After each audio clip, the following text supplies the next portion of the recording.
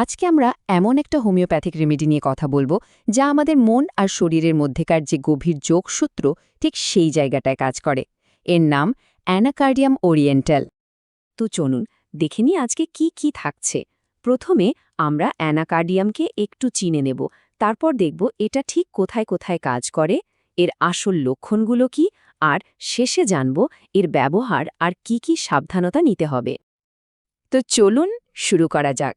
আগে জেনে নিই এই প্রতিকারটা আসলে কি আর কোথা থেকে আসে। আচ্ছা, এই অ্যানাকার্ডিয়াম ওরিয়েন্টাল এর আরেকটা সাধারণ নাম আছে মার্কিং নাট। এটা আসলে এক ধরনের বাদামের মতো ফলের বীজ থেকে বানানো হয়।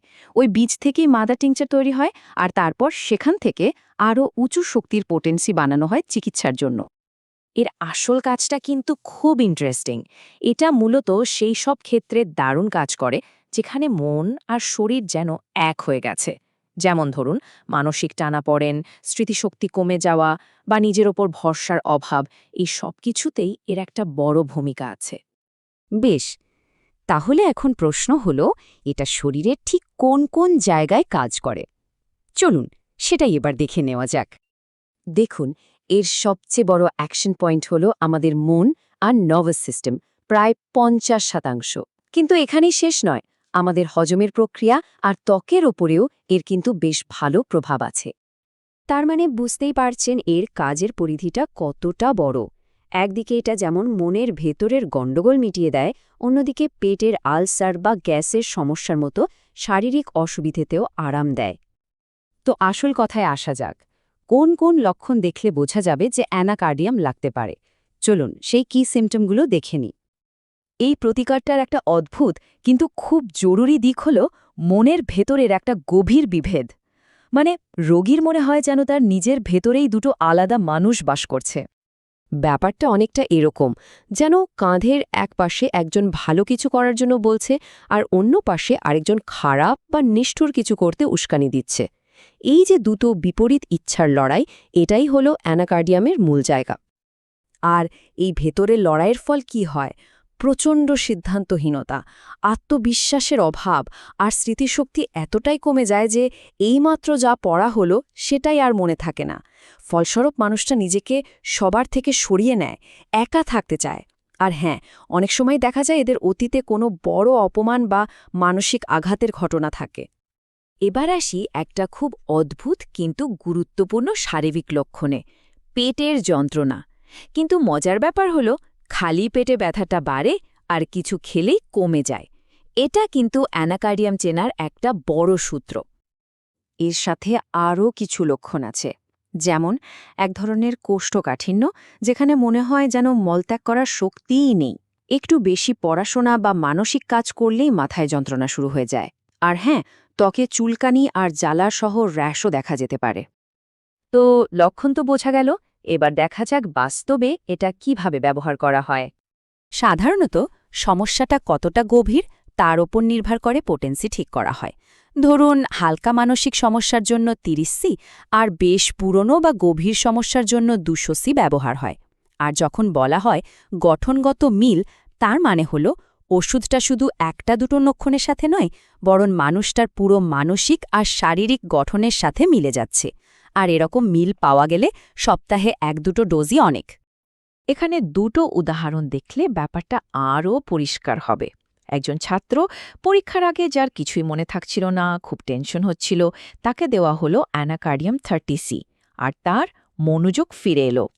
আরেকজন অফিস কর্মী যিনি মানসিক চাপ আর পেটের ব্যথায় কাবু ছিলেন, তাকে 200 সি দেওয়ার পর তিনি মানসিক শান্তি ফিরে পান। হোমিওপ্যাথিতে কিন্তু অন্য ওষুধের সাথে সম্পর্কটাও খুব জরুরি। যেমন কর্পূর বা ক্যাম্ফার কিন্তু অ্যানাকার্ডিয়ামের কাজ নষ্ট করে দিতে পারে, তাই একে অ্যান্টিডোট বলা হয়। অন্যদিকে লাইকোপোডিয়াম বা সালফারের মতো কিছু ওষুধ এর কাজকে আরও ভালোভাবে এগিয়ে নিয়ে যেতে সাহায্য করে। শেষ করার আগে একটা খুব জরুরি কথা, এটা কিন্তু মনের ওপর কাজ করা একটা বেশ শক্তিশালী ওষুধ, তাই বারবার এর ব্যবহার করা একদমই উচিত নয়, বিশেষ করে যদি না রোগীর শারীরিক মানসিক গঠনের সাথে এর পুরোপুরি মিল থাকে। পুরো আলোচনাটার শেষে একটা প্রশ্ন কিন্তু থেকেই যায়, এই যে নিজের ভেতরেই দুটো সত্তার লড়াই, এই যে মানসিক টানাপোড়েন, এই অনুভূতিটা কি আমাদের আশেপাশে বা নিজেদের জীবনে কোথাও পরিচিত মনে হয়? কখনো কি এমন হয় যে হঠাৎ করে সব পড়া জিনিস কেমন যেন ভুলে যাচ্ছেন, বা ধরুন পরীক্ষার আগে বুকটা ধরফর করছে, প্রচণ্ড একটা ভয় কাজ করছে? এগুলো তো খুব সাধারণ সমস্যা মনে হতে পারে, তাই না? কিন্তু এর পেছনেও একটা গভীর রহস্য লুকিয়ে থাকতে পারে।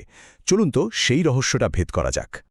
চলুন আমাদের এই বিশ্লেষণটা শুরু করা যাক একজন বিশ্ববিদ্যালয়ের ছাত্রের ঘটনা দিয়ে। তার সমস্যাগুলো একবার দেখুন। যা পড়েছে কিচ্ছু মনে রাখতে পারছে না, পরীক্ষার হলে গিয়ে মাথাটা একদম ফাঁকা, আর সবসময় একটা ভয় কাজ করছে যে এই বুঝি ভুল করে ফেলল। এর সাথে আর একটা অদ্ভুত জিনিস, পেটের ভেতরটা কেমন যেন খালি খালি লাগে। কিন্তু মজার ব্যাপার হলো কিছু একটা মুখে দিলেই, মানে কোনো স্ন্যাক্স খেলেই সাময়িকভাবে বেশ ভালো লাগে।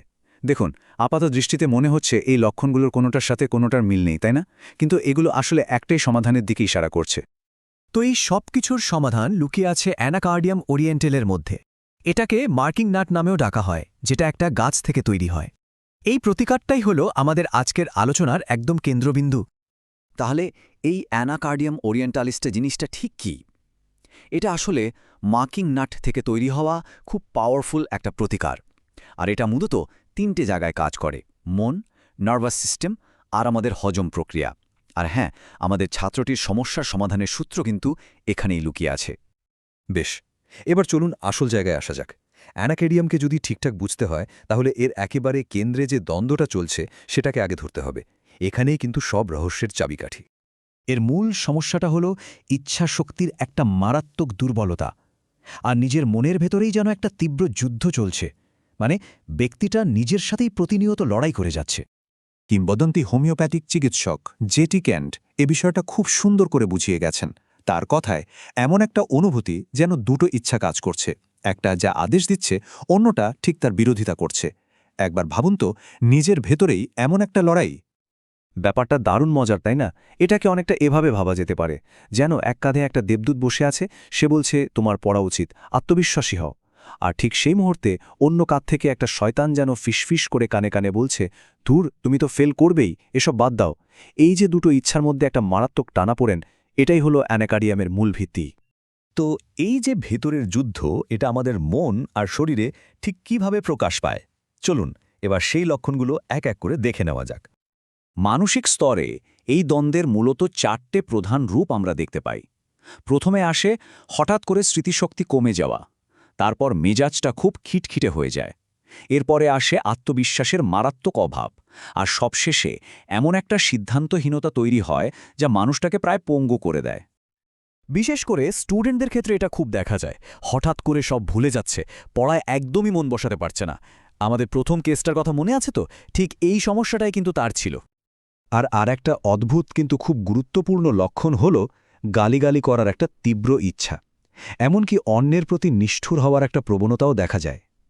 বিশেষ করে কেউ যদি তার কথার একটুও বিরোধিতা করে, তাহলেই সে একেবারে রেগে আগুন হয়ে যায়। এর সাথে যেটা থাকে সেটা হলো আত্মবিশ্বাসের এক গভীর অভাব। নিজের ক্ষমতার উপর বিন্দু মাত্র ভরসা থাকে না, আর এর ফলেই পরীক্ষা, ইন্টারভিউ বা যে কোনো প্রেজেন্টেশনের আগে প্রচণ্ড একটা আতঙ্ক তৈরি হয়। এখন আমরা মানসিক জগৎ থেকে শারীরিক লক্ষণের দিকে আসছি, আর এখানেই কিন্তু লুকিয়ে আছে সবচেয়ে গুরুত্বপূর্ণ সূত্রটা। লক্ষণটা হলো পেটে এক অদ্ভুত খালি অনুভূতি, যা কিছু খেলেই কমে যায়। মনে রাখবেন, এটা অ্যানাকার্ডিয়ামের একটা ক্লাসিক, মানে যাকে বলে কিনোট লক্ষণ। শারীরিক লক্ষণগুলোর মধ্যে এই পেটের সমস্যাটাই কিন্তু মেন। দেখুন, প্রায় 50% ক্ষেত্রেই দেখা যায় যে কিছু খেলে সাময়িকভাবে আরাম লাগছে। এটা এই প্রতিকারের একটা খুব অদ্ভুত বৈশিষ্ট্য। এর সাথে সাথে স্কিনের সমস্যা, নার্ভের দুর্বলতা আর কোষ্ঠকাঠিন্য থাকতে পারে। বেশ, তাহলে আমরা মানসিক আর শারীরিক দুটো সূত্রই পেয়ে গেছি। এবার চলুন আমাদের সেই দুটো কেস সমাধান করে ফেলি, আর দেখি এই সূত্রগুলো সেখানে কিভাবে একদম খাপে খাপে মিলে যাচ্ছে। প্রথম কেসটা মনে আছে? সেই ছাত্রটির তার স্মৃতিশক্তির দুর্বলতা আর পরীক্ষার ভয়, এটা সরাসরি অ্যানাকার্ডিয়ামের আত্মবিশ্বাসের অভাবের সাথে মিলে যাচ্ছে। আর পেটে খালি ভাব, যেটা স্ন্যাক্স খেলেই কমে যায়, আরে এটা তো অ্যানাকার্ডিয়ামের একেবারে পরিষ্কার ইঙ্গিত। তাহলে আমাদের প্রথম রহস্য সমাধান হয়ে গেল। এবার দ্বিতীয় কেসটা দেখি।